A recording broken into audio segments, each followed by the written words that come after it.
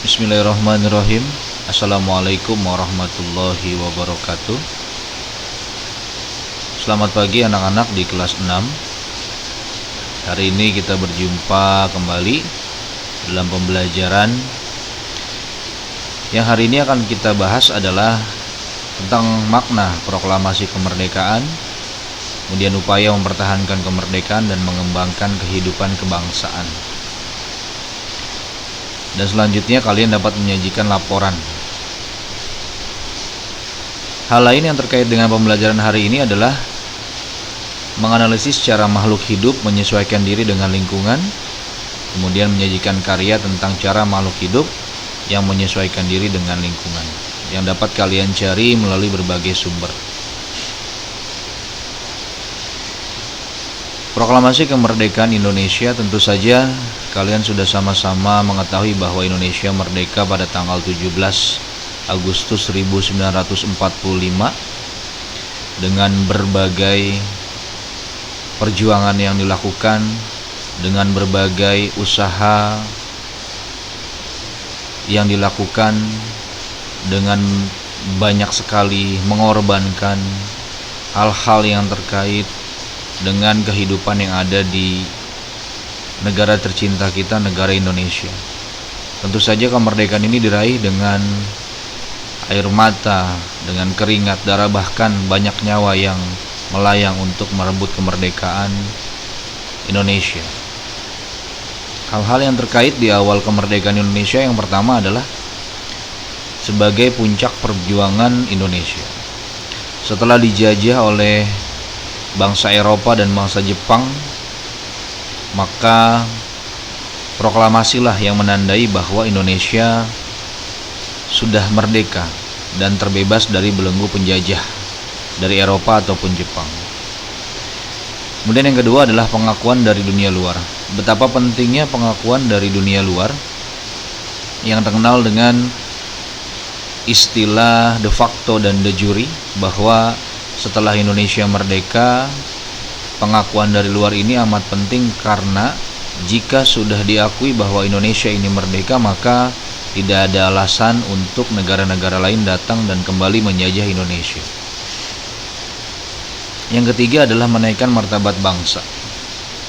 Hal yang terkait dengan martabat bangsa adalah setelah Indonesia terbebas dari belenggu penjajahan, tentu saja Indonesia menjadi negara yang bermartabat dan juga mandiri, tidak lagi dibelenggu oleh jajahan atau tekanan dari negara-negara lain. Yang keempat adalah perjuangan sebagai negara baru. Terkait dengan hal yang berhubungan dengan negara baru, bahwa memang Indonesia ini ditandai dengan proklamasi baru dikatakan sebagai Indonesia yang merdeka. Tentu saja Indonesia harus mandiri, karena memang sudah terbebas dari belenggu penjajahan. Oleh karena itu, maka rakyat Indonesia harusnya bersatu padu untuk membangun hal-hal yang terkait dan yang dibutuhkan oleh Indonesia sebagai negara yang baru memproklamirkan kemerdekaan ini. Dan yang terakhir adalah sebagai tonggak sejarah negara Indonesia. Di proklamasi ini juga merupakan awal atau cikal bakal terbentuknya negara Indonesia yang berdaulat, yang tentu saja tidak lagi ditunggangi atau tidak lagi dijajah oleh negara-negara Eropa ataupun bangsa dari Jepang yang memang faktanya cukup lama menjajah negara Republik Indonesia. Nah, beragamnya hal-hal tersebut tentu saja terkait dengan adanya tokoh-tokoh yang ikut andil, bahkan banyak ikut andil dalam upaya untuk melakukan proklamasi sebagai tanda bahwa Indonesia sudah dikatakan sebagai negara yang merdeka. Kalian sudah tidak asing lagi tentunya dengan tokoh yang berikut yang sudah tampil, bahwa beliau adalah Bapak Insinyur Soekarno, yang memang Bapak Insinyur Soekarno ini dijuluki sebagai Bapak Proklamator Indonesia. Sedikit kita mengingat bahwa Bapak Soekarno ini lahir di Jakarta lahir di Blitar pada tanggal 6 Juni 1901 yang meninggal di tahun 1970. Nah, peran Bapak Insinyur Soekarno ini sangat vital ya, karena memang Bapak Insinyur Soekarno ini ya sangat berjasa dalam mendirikan negara Republik Indonesia sebagai negara yang berdaulat. Dan Bapak Insinyur Soekarno ini yang memproklamirkan, maka dikenal sebagai Bapak Proklamator negara Republik Indonesia, yang pada saat itu dibacakan di kediamannya di Jalan Pegangsaan Timur nomor 56 Jakarta. Ada tokoh lain yang sangat erat hubungannya dengan Bapak Insinyur Soekarno, yaitu Bapak Dr. Andes Muhammad Hatta. Beliau lahir di Sumatera Barat 12 Agustus 1902. Beliau wafat pada usia ke-77 tahun di tahun 1980. Beliau juga sangat berjasa sebagai Bapak Proklamator Indonesia yang juga ikut dalam mendampingi Bapak Insinyur Soekarno dalam menandatangani teks proklamasi yang ditandatangani atas nama bangsa Indonesia. Bahkan Bapak Dr. Andes Muhammad Hatta ini juga dijuluki sebagai Bapak Koperasinya Indonesia. Nah, begitu beragamnya peran yang ditampilkan oleh dua sosok ini, itu berhubungan erat juga dengan bahasan yang selanjutnya mengenai penyesuaian atau adaptasi yang dilakukan oleh tumbuhan pada lingkungannya. Yang pertama, kalian mungkin tahu bahwa gambar yang ada itu merupakan gambar dari tumbuhan teratai atau bunga teratai, bahwa bunga teratai ini hidup di air karena sebagian daun atau bunganya ada di permukaan, namun batang dan akarnya berada di bawah air. Nah, ternyata bagian-bagian dari tumbuhan teratai atau bunga teratai ini memiliki peran yang menyesuaikan dengan tempat hidupnya.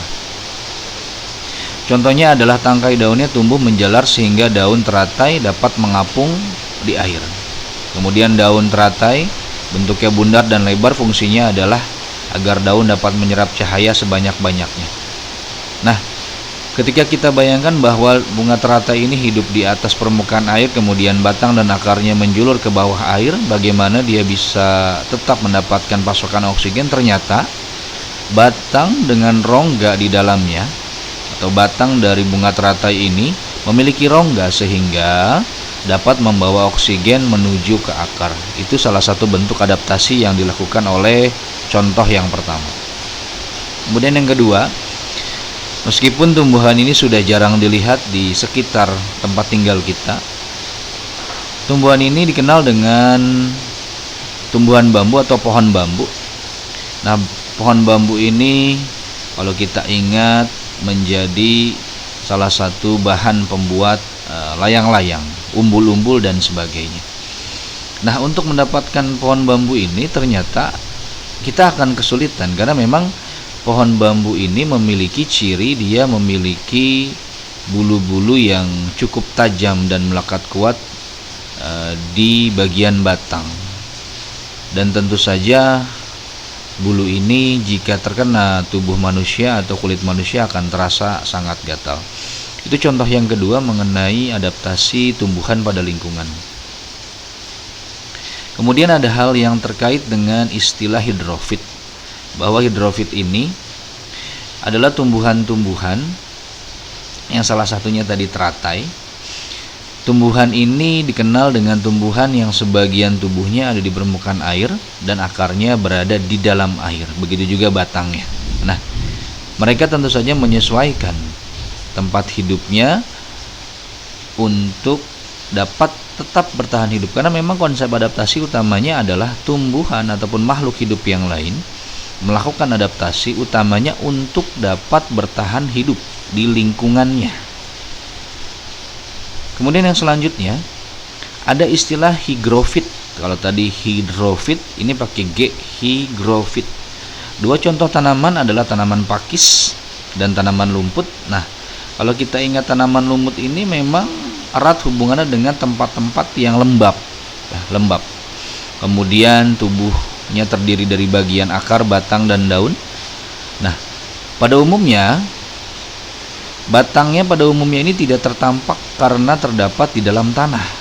Daunnya yang muda umumnya melingkar dan menggulung. Nah, ini beberapa contoh dari tumbuhan yang sudah beradaptasi dengan lingkungan dengan upaya untuk dapat bertahan hidup.